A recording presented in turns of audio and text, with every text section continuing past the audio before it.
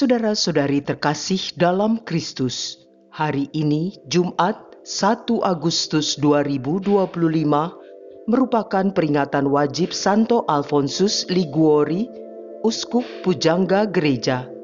Bacaan dibawakan oleh Teresia Natalia, Mazmur dilantunkan oleh Isabella, dan renungan ditulis oleh Willy Wibianto. Selamat menekuni Sabda Allah. Mari berziarah dalam pengharapan untuk dunia yang lebih baik.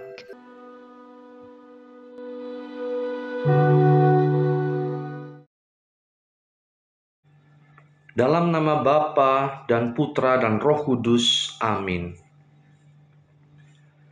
Tuhan Yesus, pada Jumat pertama yang indah ini, Engkau telah melindungi istirahat kami dan membangunkan kami dengan hati yang bersuka cita, tubuh yang segar, dan semangat yang baru. Berilah kami kekuatan untuk mendengarkan sabda-Mu melalui kanal YouTube The Power of Word ini dengan baik. Semoga kami dapat mengerti dan melaksanakan pesan sabda-Mu. Berkati kami Tuhan Yesus, umat-Mu yang mencintai-Mu. Terima kasih Tuhan Yesus. Amin. Bacaan dari Kitab Imamat bab 23 ayat 1, 4-11, 15-16, 27 dan ayat 34b sampai dengan 37. Tuhan bersabda kepada Musa, "Inilah hari-hari raya yang ditetapkan Tuhan, hari-hari pertemuan kudus yang harus kalian maklumkan masing-masing pada waktunya yang tetap. Dalam bulan yang pertama, pada tanggal 14 bulan itu, pada waktu senja, adalah Paskah bagi Tuhan. Dan pada hari yang ke-15 bulan itu adalah hari raya roti tidak beragi. 7 hari lamanya kalian harus makan roti yang tidak beragi. Pada hari yang pertama, kalian harus mengadakan pertemuan kudus. Janganlah kalian melakukan sesuatu pekerjaan berat. Kalian harus mempersembahkan kurban api-apian kepada Tuhan 7 hari lamanya. Pada hari yang ke-7, haruslah ada pertemuan kudus. Janganlah kalian melakukan sesuatu pekerjaan berat." Tuhan bersabda pula kepada Musa, "Berbicaralah kepada orang Israel dan katakanlah kepada mereka, apabila kalian sampai ke negeri yang akan kuberikan kepada kalian dan kalian menuai hasilnya, maka kalian harus membawa seberkas hasil pertama dari penuaianmu kepada imam. Dan imam itu harus menunjukkan berkas itu di hadapan Tuhan, supaya Tuhan berkenan akan kalian. Imam harus menunjukkannya pada hari sesudah Sabat. Kemudian kalian harus menghitung, mulai dari hari sesudah Sabat itu, yaitu pada waktu kalian membawa berkas persembahan unjukan, haruslah genap 7 minggu. Sampai pada hari sesudah Sabat yang ke-7, harus kalian hitung 50 hari. Lalu kalian harus mempersembahkan kurban sajian yang baru kepada Tuhan. Akan tetapi, tanggal 10 bulan ke-7 adalah hari pendamaian. Kalian harus mengadakan pertemuan kudus dan harus merendahkan diri dengan berpuasa dan mempersembahkan kurban api-apian kepada Tuhan. Hari yang ke-15 bulan ke-7 itu adalah hari raya pondok daun bagi Tuhan 7 hari lamanya. Pada hari yang pertama harus ada pertemuan kudus. Janganlah kalian melakukan sesuatu pekerjaan berat. 7 hari lamanya kalian harus mempersembahkan kurban api-apian, dan pada hari yang ke-8 kalian harus mengadakan pertemuan kudus dan mempersembahkan kurban api-apian kepada Tuhan. Itulah hari raya perkumpulan. Janganlah kalian melakukan sesuatu pekerjaan berat. Itulah hari-hari raya yang ditetapkan Tuhan yang harus kalian maklumkan sebagai hari pertemuan kudus untuk mempersembahkan kurban api-apian kepada Tuhan, yaitu kurban bakaran dan kurban sajian, kurban sembelihan dan kurban-kurban curahan, setiap hari sebanyak yang ditetapkan untuk hari itu. Demikianlah sabda Tuhan.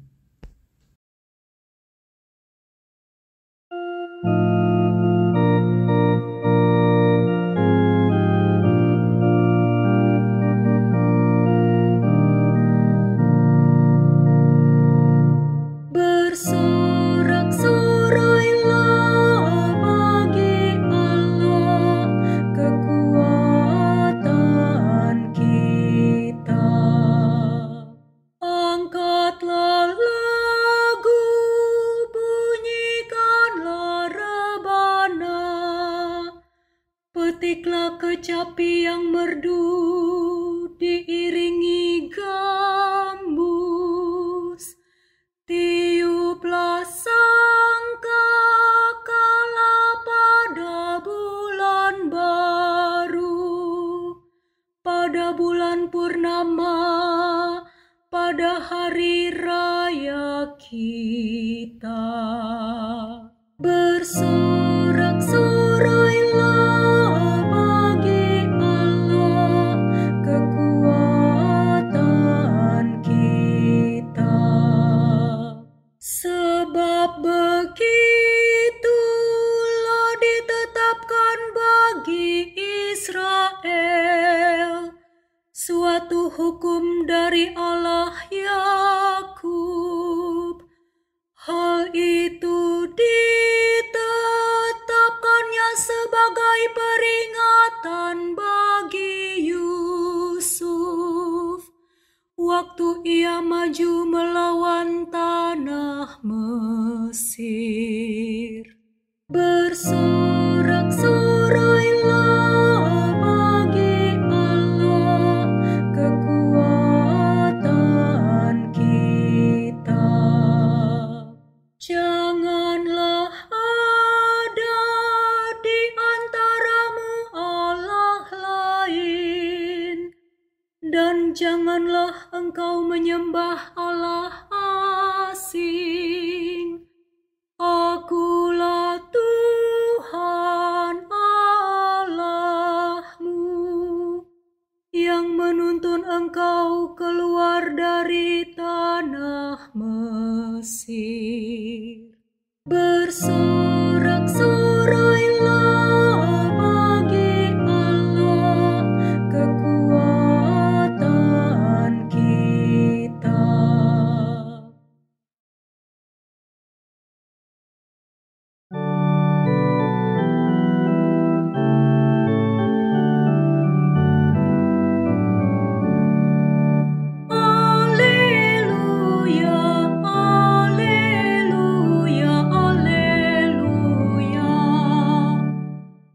Sabda Tuhan tetap selama-lamanya. Itulah sabda yang diwartakan kepadaku. Alleluia, alleluia, alleluia.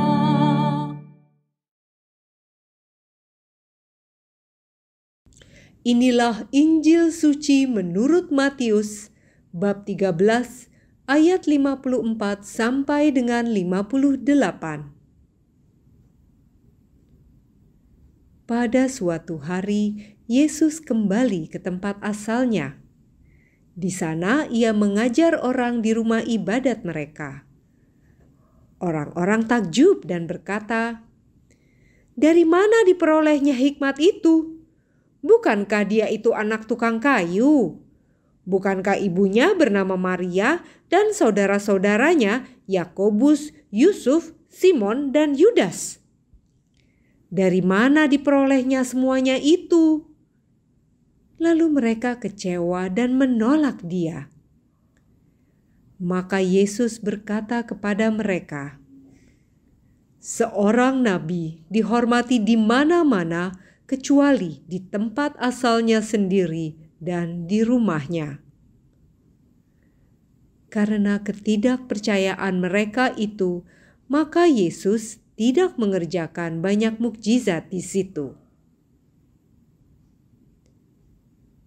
Demikianlah sabda Tuhan.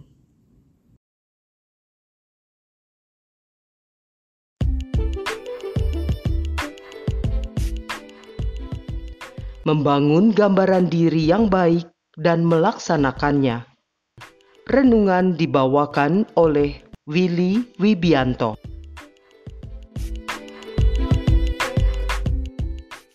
Lalu mereka kecewa dan menolak dia. Maka Yesus berkata kepada mereka, "Seorang nabi dihormati di mana-mana, kecuali di tempat asalnya sendiri dan di rumahnya." Matius bab 13 ayat 57. Yesus mengalami penolakan di kampung halamannya.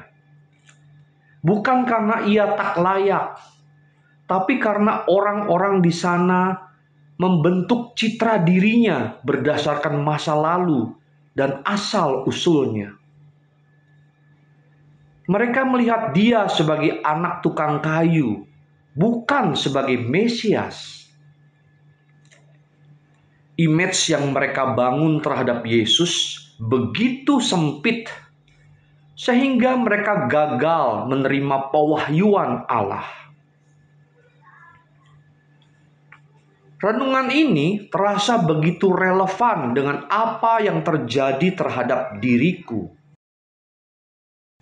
Dalam perjalanan bisnis maupun pelayanan, aku seringkali merasa terhalang, bukan oleh situasi luar, tetapi oleh gambaran negatif tentang diriku sendiri, yang berasal dari kata-kata orang lain atau kegagalan masa lalu.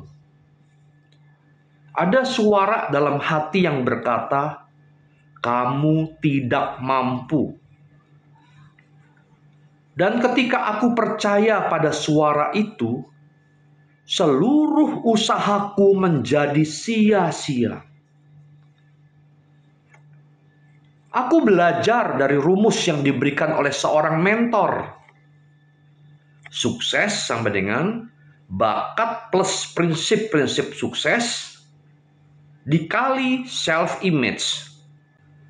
Bakat dan prinsip hidup bisa mendukung keberhasilan. Tapi jika self-image kita nol atau negatif, hasil akhirnya pun tetap nol atau malah negatif. Kisah Santo Alfonsus Maria de Liguori memperkuat renungan ini. Setelah mengalami kekalahan memalukan dalam karier hukumnya, Alfonsus mengalami tekanan batin luar biasa. Namun dari kehancuran itu, ia membentuk ulang citra dirinya. Bukan lagi sebagai pengacara sukses, melainkan sebagai hamba Allah. Ia memilih untuk melihat dirinya dari kacamata Tuhan, bukan dari penilaian dunia. Meskipun awalnya ditolak oleh ayahnya dan biara karena kesehatannya, ia tetap teguh pada panggilan. Ia membangun self-image baru sebagai imam yang peduli pada orang miskin, pendosa, dan kaum muda. Ia mendirikan tarekat kongregasi redemptoris, menulis karya teologi moral, dan menjadi uskup yang rendah hati serta pembaharu gereja. Alfonsus bisa saja tenggelam dalam rasa malu dan kegagalan, tapi ia memilih untuk mempercayai bahwa dirinya berharga di mata Tuhan. Itu menjadi fondasi seluruh karyanya. Ia tidak hanya membangun citra diri pribadi yang sehat, tapi juga menolong orang lain membentuk ulang citra diri mereka lewat bimbingan, pengakuan dosa, dan pewartaan.